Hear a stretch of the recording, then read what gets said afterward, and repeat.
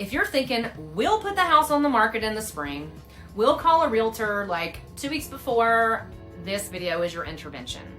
Spring sellers are made in December and January, not whenever the tulips show up.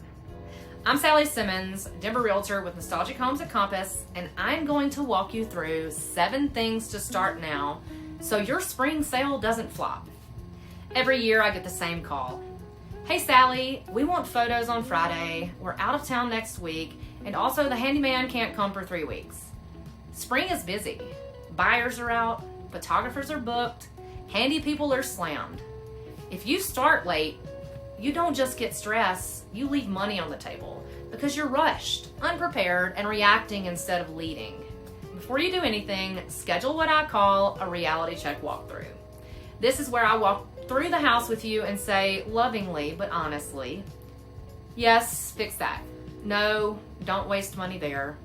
Please remove the giant recliner that eats the entire living room. We'll look at your paint, your flooring, your lighting, your curb appeal. The goal here is to find the smallest, highest impact tweaks so your home photographs and shows well without turning into a whole HGTV season. This is not move piles to the garage and hope no one opens the door. This is, we are actually leaving. So let's pack with intention. Focus on anything on horizontal surfaces that doesn't need to be there. Extra furniture that shrinks rooms. Closets that are at 120% capacity. If buyers think, wow, they don't have any storage, that's a problem, even if you're just overstuffed right now. Bonus tip. Take this chance to donate or sell things you don't want to pay to move. Future you will be thrilled.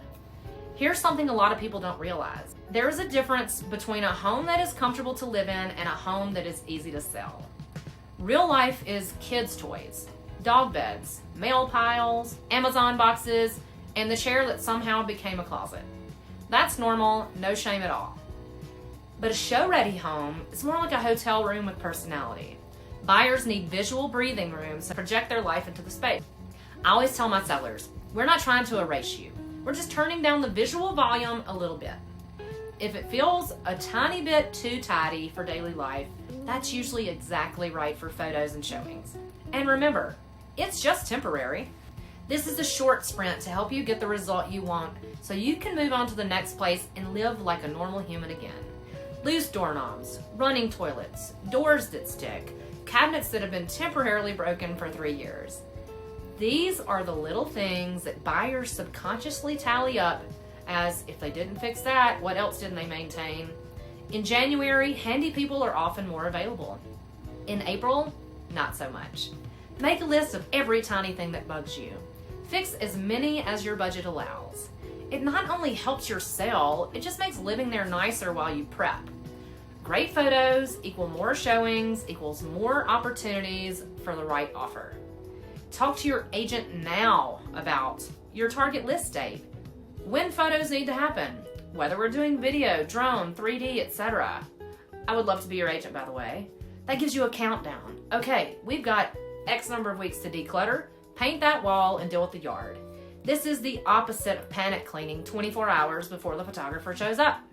While you're painting and packing, your agent, hi, it's me, should be building a list of comparable sales, a record of what sat and had to reduce, a sense of current buyer urgency in their behavior, and then we talk about a smart price that reflects today's market, not neighborhood legends from 2021.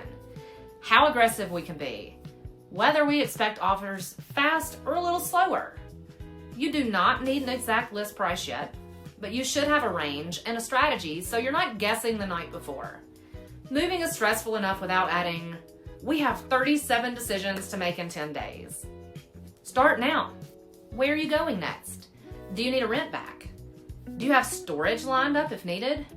Do you know your must-have closing window? When buyers know you've thought this through, negotiations go smoother. Let me run through a few of the big regrets I hear from sellers who didn't start early so you can avoid them. I wish that we had fixed that stuff sooner. They always knew the faucet dripped or the door stuck, but they ignored it until inspection objections lit them on fire. Fixing the easy things ahead of time almost always pays off. I wish we hadn't overdone the updates. Some people go on a renovation bender in February and are shocked that buyers don't care about every last upgrade.